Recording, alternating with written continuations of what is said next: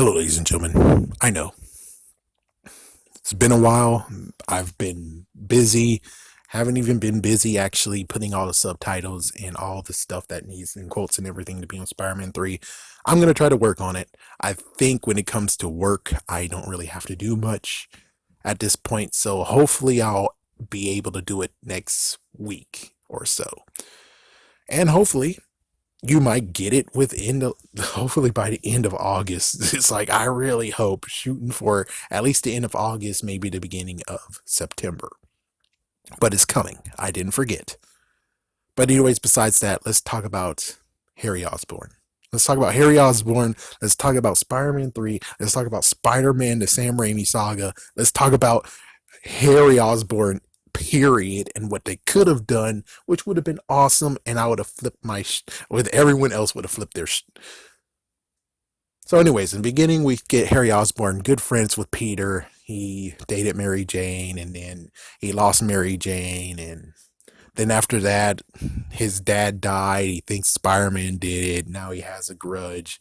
He's going after Spider-Man and Spider-Man 2, and sadly, he's getting a little bit rowdy considering he's like, Peter takes photos of Spider-Man. Then that means that I can easily try to manipulate him as a friend to give up his identity and stuff. It's like, what the frick, man? And then eventually he finally got the deal with the bad guy, found out Spider-Man's Peter Parker, and that kind of messed him up, and now he has a little bit of a mental break, somewhat of a mental break. So with that, we get into Spider-Man 3, which personally I think Harry Osborn didn't supposed to do anything in Spider-Man 3. Most likely we would get, in quotations, a cutscene, but I doubt it would have been like an end credit or something. I would just figure it's like some little hints of Harry Osborn is working on it. He is working on becoming the new Goblin, and we might see it next movie. Not this movie, next movie. Because remember, 2 years past every single movie. So for him to have at least maybe 5 years to figure out, that makes a smart idea than just having him have 2 years to figure out. Just 2 years. And it's like, I kind of doubt he could have done, actually, no, 3 years. 2 years, 3 years. Anyways, it's like he has a decent amount of time to figure stuff out. But 2 years, 3 years, you think he could actually do it overnight without having a tinkerer? It was like, yeah, I mean, if you're going to do anything, which is like, I'm sorry, but Spider-Man 3 is not really thought out that good because sabotage film, people, sabotage film. But if they thought of it out, instead of just being like, oh, they could easily just said, oh, the Tinkerer have like lots of freaking lines that's like, oh, the Tinkerer did this, or you like this? I got a new friend. It's like, yeah, it's like I got a new friend, and my friend actually suit me up. It's like, that's all you gotta do. 1 to 2 or 3 lines that actually states that the Tinkerer was a part of this, and there you go. That's why, because the Tinkerer was a part of this, and that's why he got souped up. That's why he's able to actually have the serum, all that stuff. Instead of him taking 2 years, which again, 5 years would be better. But 2 years? No, no, no, no. 2 years, he can't do that. He can't just do that within 2 years. I mean, come on. Look at what happened with the original movie. He got the glider, and I'm pretty sure the glider took years to do. More than 2, chances are. It's more than 2. So it's like, for you to actually modify the glider and everything, no, that takes more time. It's like the glider alone might actually take like 4 years. It's like the pumpkin bombs were stuff that was left over. But him modifying stuff, it's like, yes, that takes less time, but I doubt even then it's like he knows what the fuck he's doing. But anyways, how things could have happened, how things could actually have been changed. Well, like I said, Laura Zinskin is the jerkbag in my freaking memory whatsoever. The fact of I watched one of the videos. I don't know which DVD it was, but one of the DVDs, she had to talk about Harry Osborn, and she said, oh, this character has so much history, so much stories to tell, and I can't wait to see what we can do with him next. That's what she said. And I wish that people would have said, yeah, I know we don't supposed to spoil the movie, but I'm pretty sure saying that to people, saying that to kids, saying that to teenagers, and we actually killed that character after you said that. You guys see why I feel very, very horrible after I left the theater. You see why, right? You see why. I wish I could find that clip, and if I can, I will put it on this friggin' video, and I don't care if Sony's gonna be like, copyright. Because that's the reason why I really got disgusted with the movie. Yes, Venom, definitely Venom, but Harry Osborn and all the crap that's going on with this. And Laura Zinskin also was the person who was like, I know what I want to see in a movie. I want to see a love triangle. I don't even know what Gwen Stacy was even meant to be in the first movie, in the first draft of this movie, the movie that actually supposed to have Sandman and Vulture. I don't know what she was supposed to be. I have no idea if she was just supposed to be an Easter egg, but thanks to Laura Zinskin, she got blown into an actual character, and it's like, oh my goodness, what? My goodness, why did you use her like that? And then Sony actually rubs even more salt because they got their way. They got to have a brand new franchise. It's their own now. They have bragging rights for this franchise. And look what they did to freaking Gwen Stacy then. It's like, oh my gosh. It's like, thank goodness they didn't have any entitlement issues with freaking Mary Jane Watson, because if they did, holy frig, what the frick? Oh my gosh, what the frick? Wow.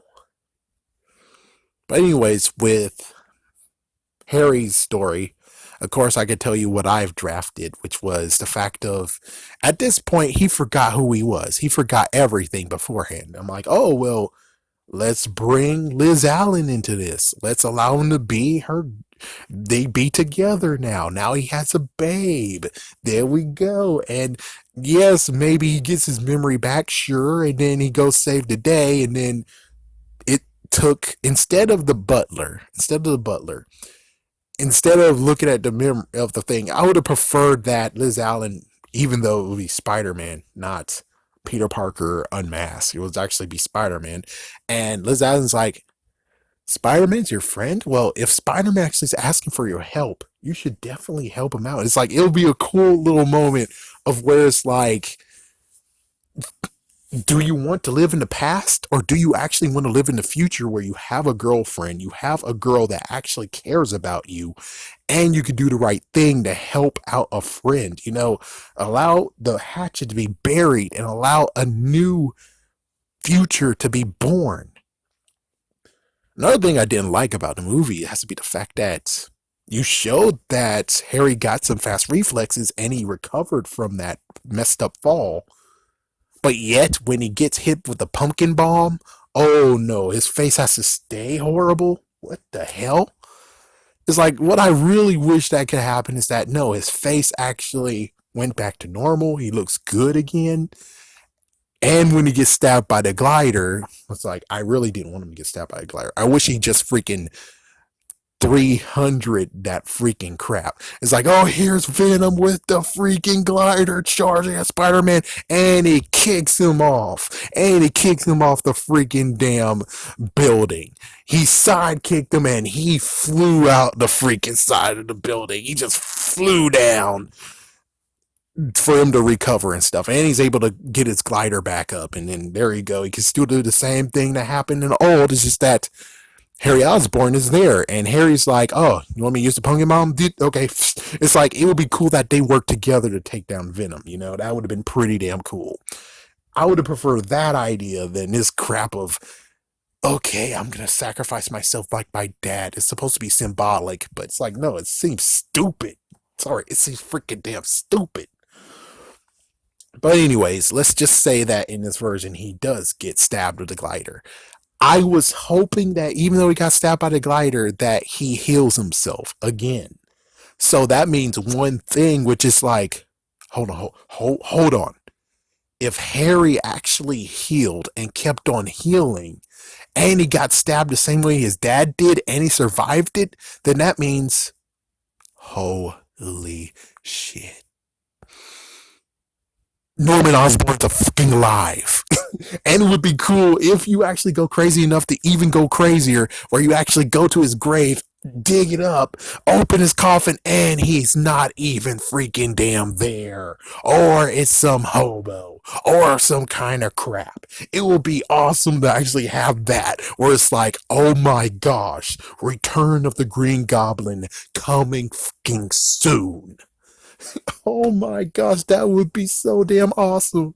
That would be so damn awesome. It would be even crazier now where it's like, oh my gosh, then yeah. And what's even worse is that Bernard's not even going to tell him that, oh yeah, Norman Osborn, yeah, he actually is alive. He's been around. He was just sneaking around. And the time where you saw him in the mirror and crap, that was actually him there. It's like, oh, what the frick? And that's what Norman Osborn does. And that would have been a crazy bombshell if you would have done that in Spider-Man 3, even though it's supposed to be a sabotage film. They couldn't allow that part.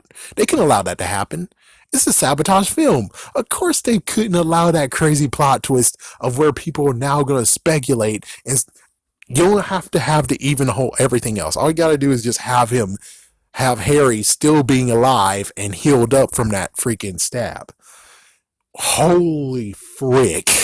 Everyone will actually be losing their crap, because it's like, I'll be losing my crap too. I won't care about all the shit I saw. And of course, again, I hated the part of where Harry died, but if he didn't die and he got stabbed and he lived, it's like, holy frick. Norman Osborn is alive. Holy frick. Panic mode, extreme panic mode, because if Harry lived, then Norman actually lived, and he faked his damn death. Holy frick. Holy frick. I would love that. I would love that was actually happened. I would love it. I would be fine with it. I would be like, oh, I'm definitely watching Spider-Man 3 again. If that's how it went down, oh yes. Of course, for people who want to know my my fans edit, I actually would have them end by, Venom's been defeated, and well, Harry decides to go down, scoop up Liz Allen, and they both just go to the mansion. It's like, it's a happy ending for them, even though when it comes to Peter and MJ, well, without the triangle, it's still fine though. It's like, without a triangle, it's still fine. It's just that there might be like some little damage to be done. There had to be like some little teeny tiny damage to be done somehow. It's like, yeah, you could easily just have the symbiote be a jerkbag, and well, Peter's not acting like himself, and well, thus he actually hits on Gwen Stacy. So you do get to have the love triangle, but they made a freaking love. I don't even know what shape it was. Peter, Harry, MJ. Peter, MJ, Gwen Stacy. Kind of. Technically, yes. Peter, Gwen Stacy, Eddie Brock, even though that doesn't count, but still. It's like, so 3 love triangles in the movie? Holy frick, what the frick, Laura? I'm not going to say rest in peace, but it's like, what the frick, Laura? That's too many love triangles. That's too many. And again, you said how Harry has lots of story behind him. Can't wait to see what we do with him next. And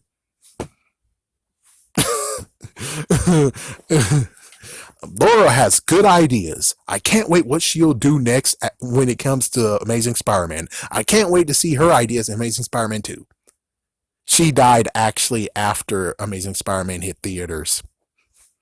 There you go. You see, that's the same exact thing that you did. That's the same thing that she just did. And I'm like,